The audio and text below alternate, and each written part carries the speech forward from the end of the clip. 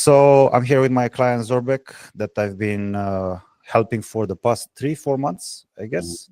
Yeah. And he's here to share his experience working with me and my business partner Andre.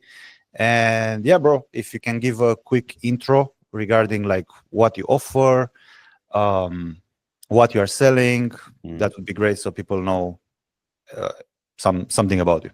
Yeah, for sure. So I have a business called The Code Bender, where I make YouTube videos where I teach usually developers how to start an AI business, an AI agency where they sell services to small businesses and they make money in the process. They create a new income stream. And on top of this, so for YouTube, I do everything for free. It's just content where I share all my knowledge. And then the people who are interested to go to the next level and they want like coaching and they want me and my team to help them, they can join our incubator. Incubator is our high ticket sales like offer, where they join that, they receive 6 months of coaching, and then they can get our help to set up their business. Okay. That's basically what I do. So your main platform is YouTube. That's where you make content. Yep. I don't do so. When we started working together, I'm present on all platforms like Instagram, LinkedIn, Twitter, etc. But I was not doing anything except on LinkedIn. So on LinkedIn, I had, I think, like a bit over 10,000 followers, something like that, when we worked together. Because I was just making a bunch of random posts, and some of them were getting attention. Although I don't know at all how many leads or even how many customers I was getting from LinkedIn. I think it was close to zero because I had no funnel to like bring those people into the ecosystem. Into the ecosystem. Because the leads on LinkedIn, they're more cold. Like they might see one post you're doing, they comment or they like the post or they start following you, and then it's not like YouTube where they spend like hours watching you potentially, right? And they get fully warmed up, and when they jump on a call with you, they're like they're ready to buy. Essentially, they have like their credit card in their hands. They're more ready to buy because they reach out to you already. They want to know about your offer. Versus on LinkedIn, it might be someone, like we had a few cases like that. It might be someone who has no idea who you are, and they just come on the call, and then the guy's like, okay, like what do you do? Like they book a call just for fun, basically. So then we would waste time. This was before we will start working together. I can explain if you want, like after what happened, which systems we built. Sure. Let's talk about that. So when I started working with Christian and with your partner Andre, the nice thing. So there's a couple of things that I really liked. First of all, you guys were super accessible, which was something that I really appreciate a lot. I didn't expect you to be so quick at replying to messages. Like we had like this group where I was able to ask any questions, like book calls when needed, and so it was very nice to have that. The other thing is that I realized that I was approaching this business kind of more from the angle of like a content creator who's starting a business versus the angle of an entrepreneur who has his business and then does YouTube just as a marketing channel, or do you use LinkedIn and you kind of use those tools as marketing channels? What makes you say that? Because I think so. I actually thought of myself more as an entrepreneur always. But then when I started working with you, I realized that actually I'm not pushing it hard now. Like I need to be a lot more into business and a lot more efficient in my process. Like a lot of things I was doing, they were kind of, I didn't have like clear SOPs, like in the sales process, like our scripts, they were not super optimized. There's a lot of things around our offer, like tracking, for example. Like I was not tracking enough, making decisions based on data. Like you make one decision, you let it enough time so that you can analyze, and then you make another. You don't try to change a bunch of things at the same time, and then you don't know what has an impact and what doesn't have an impact, right? So a lot of things like that, of being a lot more analytical and a lot more professional around how I manage the business, how I optimize it, grow it. In my case, I started YouTube like a few years ago, where I had a completely different offer. At the beginning, I didn't even have an offer. I was just doing YouTube for fun. YouTube sometimes in my head was still a little bit kind of like. For how long have you been on YouTube? It's been, I think there's like 4 years, a little bit more, maybe 4 and a half. Same as me. During COVID, like 2020. Same as me. Same as me. So 4.5, close to 5 years. And at the beginning, I was doing completely different. They're even private. They're not available on my channel anymore. I was doing like case study videos around like business and some analysis. Then I started to do coding videos, like teaching how to code. Then I started doing job-based videos, like teaching developers how to get a job. And now I teach them how to get a business, which is like the final offer I have, which is ultimately everything was leading to that when I was initially thinking about the channel. but it just, I don't know, took a few different turns, and We actually talked about this, and I actually told you like, actually, that's change true. it, change it, change it right now. When that's another thing. When we started working together at the beginning, I had a different offer. I was focusing on helping developers land jobs. Like I was in my previous business. Exactly. Yeah, exactly. And so this offer though is a lot harder to sell because you sell to people who they don't have jobs, usually don't have incomes. It's hard to sell. And also for me, it was not very interesting. I enjoyed helping, but jobs, like I like to build businesses. I like to be more entrepreneurial. It's kind of how I was like most of my life. I was never interested in getting a job and staying there forever. Now, I worked for a few years at a few companies. I had like a good career, like from that perspective when I was working, but it was not something that I was interested. I always wanted to have a job just so that I can build a business. It was always that. So I wanted to work with people who are the same, who think the same as me. They have a job right now, but their goal is to get a business. Yeah. Then I started this new offer. It's going very well. And And are you fully transitioned into this new offer now? Compared? yeah, fully transitioned. Okay. We still have the job offer open, but honestly, we don't Not really. Yeah, like, I think I'm gonna close it like at some stage. I want to finish like the service for the people that we have inside. I want to make sure that everything has, like everyone has what they paid for and they're satisfied. But we're not really taking new students anymore on that offer. Yeah. We're fully focused on the new one. And what was your income before we started working together? I think at that moment I was around $20,000 a month. Okay. And how were you like feeling at that stage? Like what was going through your mind?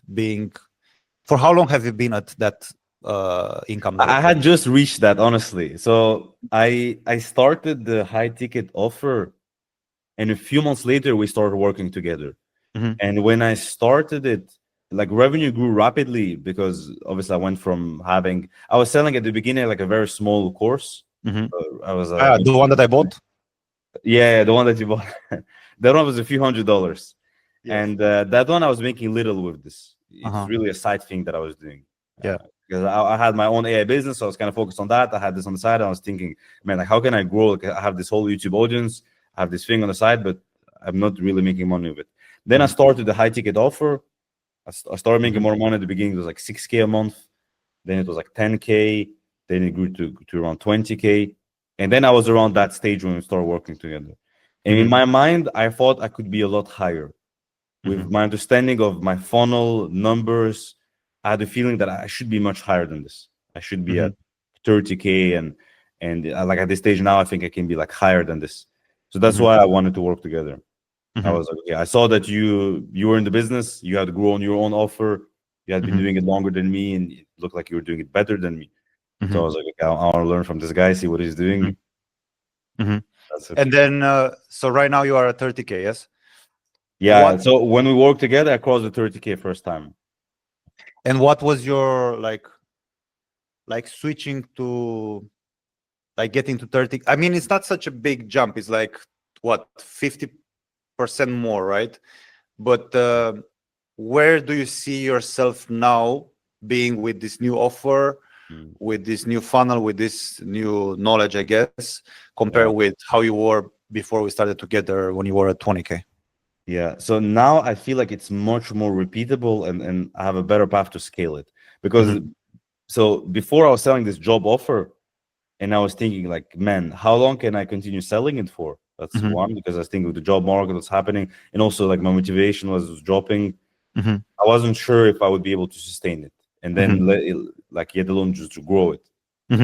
With that new offer that we have now and the new setup we have, like the way the offer is packaged, the way we do the sales calls, the way we select people, the way we have like new funnels that we're building as well, because we're building through Skool. It's also something that you're advising, and through LinkedIn.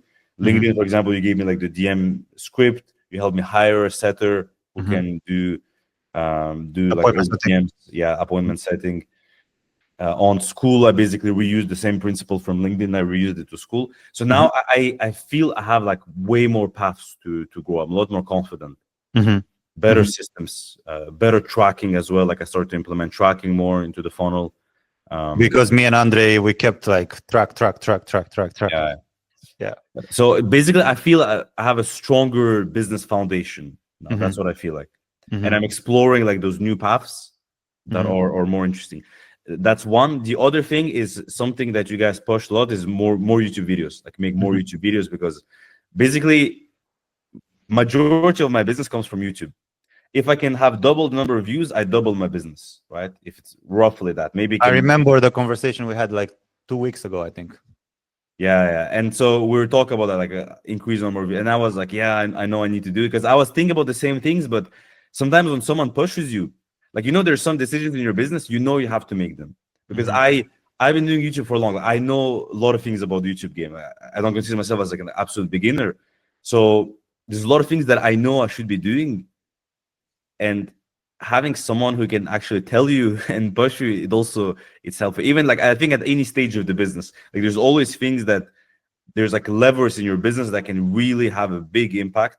And if you push on them, you can have that impact.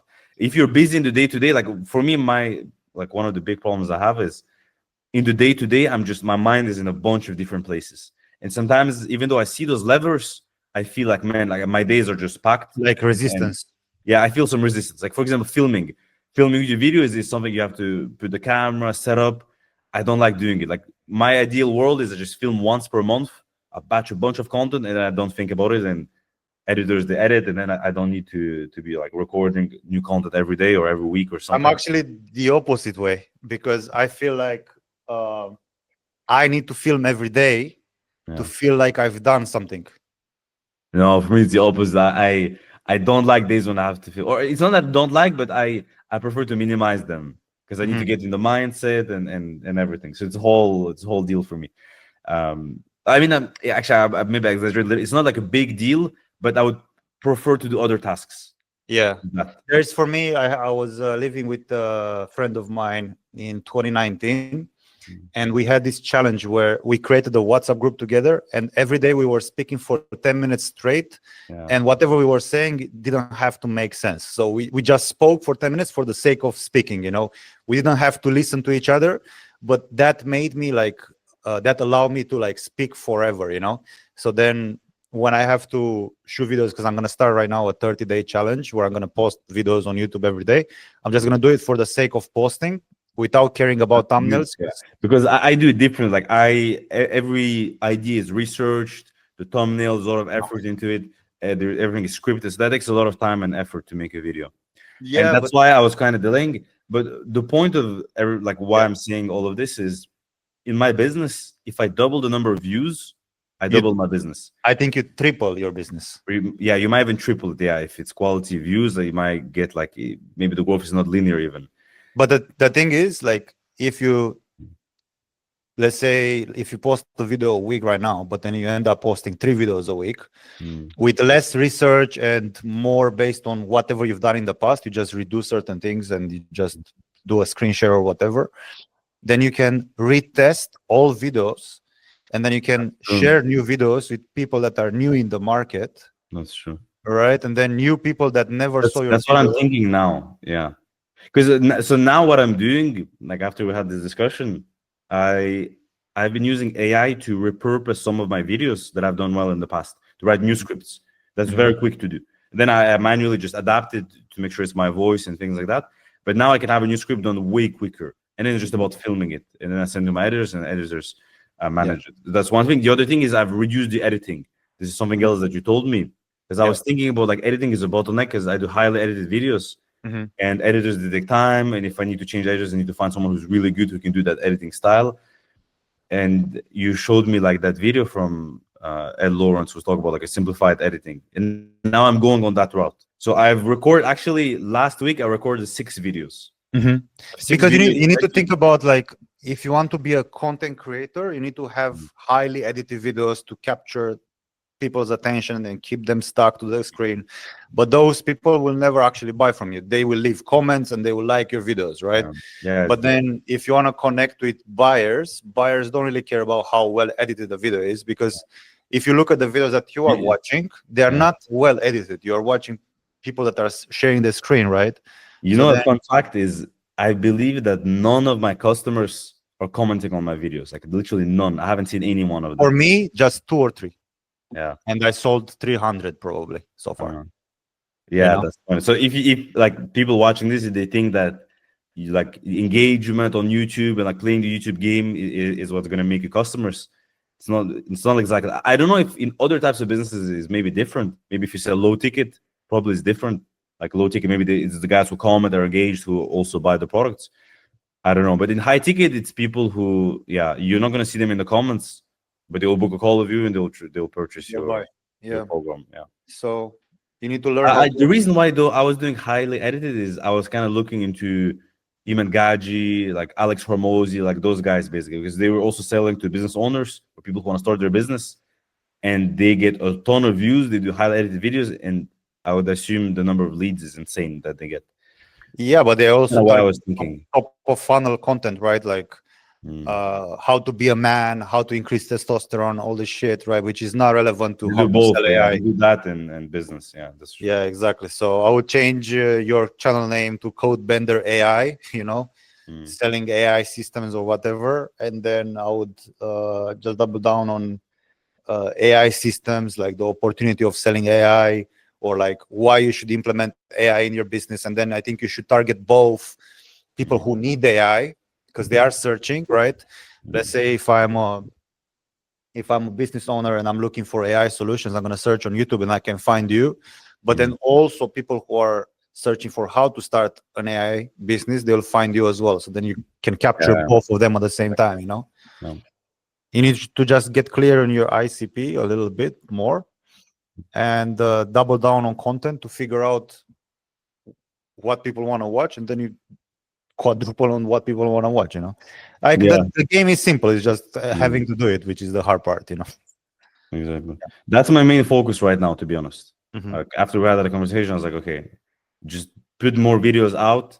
I'm going to reduce the editing effort so that it's just about the idea, sharing valuable knowledge, clean video, and then just try to have like 2 videos a week, ideally even 3 videos a week if I can manage that. And then that would be a very interesting experiment. At least for a month, I want to do it. If my hypotheses are true, it should increase the revenue. If your hypothesis is true, then you increase the revenue. Then you start to hire team members, and then you hire internally from your students, the ones that are best. They will start doing the work for you. So then you end up doing most of your work is going to be content creation and creating systems, and then delegating work to other people. So then you need to figure out a way where you can scale and build more systems for yourself. So then you can keep 80, maybe 75, 80% of the revenue that you generate. So that those should be your profit margins. So you should also look at how can I, like, you shouldn't just scale for the sake of scaling, because you can, like, I've done this in the past. I had a month where I made a shit ton of money, but then when I drew the line, I was left with $5,000, but that month I made $40,000, you know? So then I was like, what the fuck? Expenses? Like all the expenses? Because I was trying random shit just to see how it goes. And then I was like, what am I optimizing for, you know? Yeah. So you should always like look at what you're doing and think about how can I do more of what I'm doing right now, rather than, okay, this works, let me add a new thing on top of it, you know? So if YouTube works, figure out how to double down on YouTube rather than adding ads out of nowhere. Figure out how to double down on YouTube, and then once YouTube is doubled down, then you add ads, for example, because now you have way more cash to play around with. Then you add ads, and then you can afford to lose money, because you lose a lot of money when you try ads for the first time, you know? So that's kind of the scaling roadmap, if that makes sense, you know? Well, yeah, it makes sense. Yeah, learn from my mistakes. Yeah, cool, bro. Who would you recommend joining? I guess mentorship program. Like who should jump in and work with? I would say, so anyone who has a business, like a coaching type business, where they have like some foundation, where they have started, like they have like a basic offer, they have maybe a basic funnel, either they're selling through YouTube or they're selling through Instagram or something like that. someone who's like getting started, and like in my case, I already had an offer, I already had a website, I had a YouTube channel, like I kind of had like a little business that I was running, and I was able to have something going by myself already. But in order to scale and make it more professional and grow it, that was like, it was really helpful to work with you. I think if I didn't have an offer, it would still be helpful, to be honest, because when I was starting the offer, if I had someone to talk to, like when I just had the audience and I didn't have any offer, right? Like it would still be useful to talk to someone like you and get your mentorship, because there's a lot of things you can do wrong. Like one thing I had no idea is, for example, how do you really conduct sales calls? I was kind of freestyling and doing it. I was just reading online. I found some script. I was applying that script, but then I didn't know how much I could charge, how to create like the pricing, how to handle objections, how to track things, like my offer, how to create a very strong offer. A lot of different things. I was kind of just doing it on my own, experimenting. And naturally, when you do things on your own, it's like you end up making the mistakes that I've done 5 years ago. Yeah, exactly. You make mistakes, it takes longer. You might get there as well, but number one is you might not get as high as you want, as you could be, right? So you might not get to the level that you could be. You will progress either way, as long as you work hard, you learn, but you might not get to the level where you could be. And also you might not get there as fast as you could be. So it's all about like, do you want to be at your objective like next month, or do you want to be next year? Like, what do you prefer, right? And here the investment as well, like the way I like to think about investment, it's in my case, like maybe the people watching can benefit from that. I like to think, how many students do I need to get to pay off for this investment that I'm doing? So for example, if like I'm joining a program, it costs like this amount of money, and then I know I need to get 2 students to pay off, then I try to think, okay, is this program going to be able to give me at least 1 tip that can improve my conversion, so that I can get at least 2 extra students?